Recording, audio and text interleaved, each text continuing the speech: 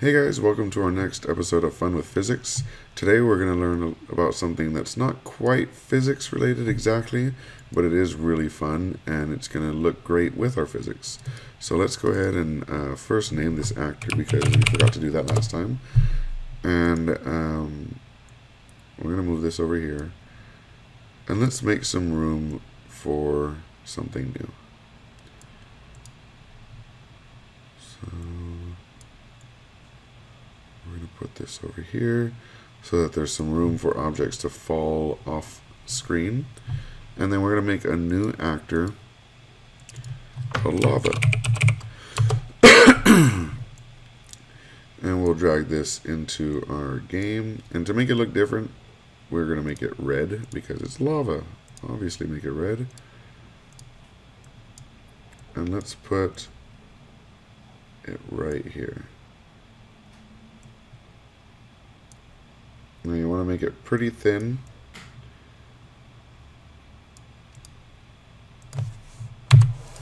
Alright, so now when we hit play, it falls off screen, so we need to make sure that we change its physics properties and make it not movable, just like our ground.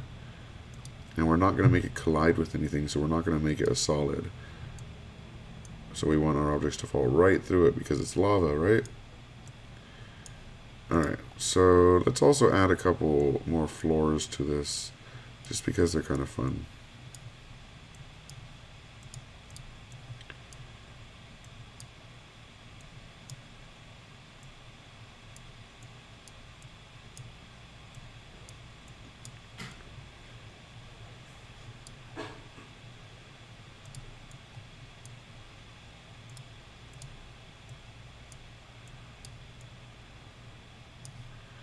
Alright, so now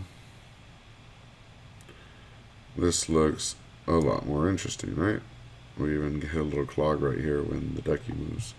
So that's cool. But we need to make this lava look like lava because it doesn't look like lava right now, admittedly. So let's add a particle system. So we'll just type in particles. If you're on a Mac, you can go into your behaviors library and drag in particles.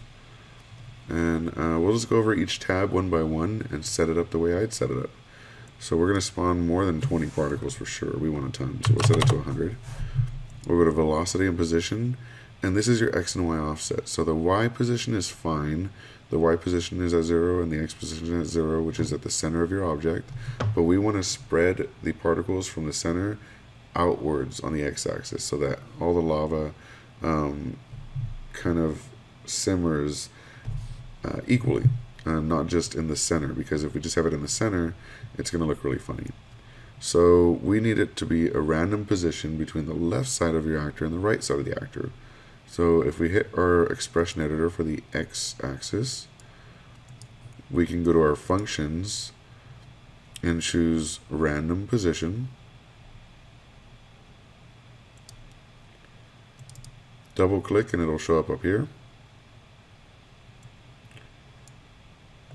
And the minimum number that we want to put in is actually going to be one of our attributes. So it's our lava size width, right, divided by 2, because it's going to start at the center of our object. So to get to the right side of the object, you only have to go halfway across it. And since this is the, we want it to go from the left side, which is technically a negative number, since 0 is in the middle, we're going to make it negative width divided by 2. So if it's 100 pixels wide, the center is at 0, so you'd only have to go 50 pixels to the left or 50 pixels to the right of 0 to cover that entire object. And we're going to do the same thing to the right side, self-size width divided by 2. Except it's not going to be negative, it's going to be the positive version of that. And the reason we're not just putting in the numbers here is because we want to be able to add in multiple lava actors and have them different sizes and have this calculated appropriately.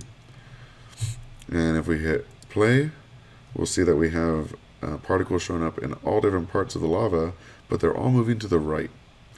So we need to fix that.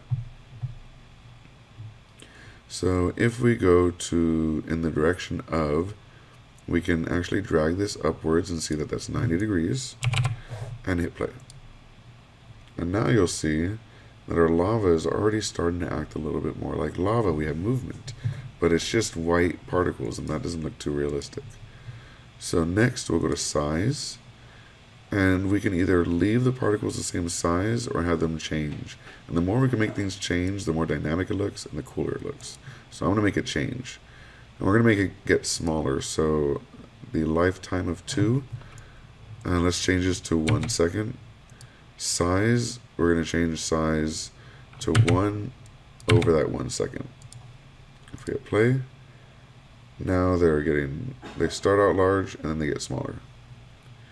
Now we'll go over to color, and we can also make our color change. So we're going to have our color start off as red instead of white, and it's going to change to yellow and then fade out. So let's hit play again, and it already looks pretty cool, right? But it's not quite going all the way above the lava, so we need to adjust it a little bit more. So let's go to velocity and position and set the speed to 50. There we go. Now that looks a lot more menacing. You can do more, like add more particles to spawn. You can also set the rotation. Instead of just having squares going up, we can actually have them rotate. Angular velocity to, let's just say that. And now all of them rotate. That can make it look a lot cooler. And you can also go to image and drag in any image you want. Like for example, if I wanted to make it from the ducky image, it would spawn a bunch of little duckies. And the duckies actually don't look that bad. It looks a little bit more like fire, so I might leave that. If you change it to white circle, it'll spawn a bunch of circles. And that adds a different look to the game. So everything you do, and I'm actually going to change that to white to that ducky, because the ducky looks pretty cool on fire. As sad as that sounds. So yeah, now we've made kind of a lava physics effect, and our actors can fall into it and die. As grim as that sounds. Alright, so I hope you had fun in this episode. Be sure to leave some comments down below if you have any suggestions or ideas of what to do next, and more episodes are on the way. Thanks for watching. Peace.